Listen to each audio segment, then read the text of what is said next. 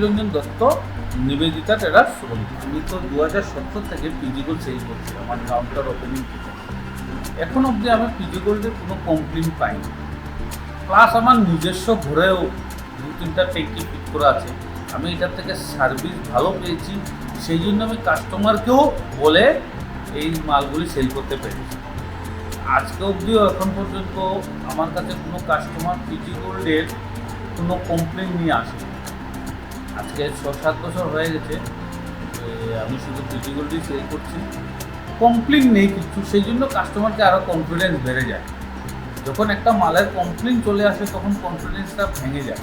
সেই জন্য আমি এখন অবধি কোনো আদার্স কোনো কোম্পানির ট্যাঙ্কি আমার ডেমোতেও নেই, শুধু পিজি গোল্ডেই রাখি আমি। কোয়ালিটি ভালো, সেই জন্যই বেস্ট কোয়ালিটি। আর রেটও রিজনেবল আছে, আদার্স ব্র্যান্ডের সঙ্গে কম্পিটিশন করা যায়, করেও সেল করা যায়।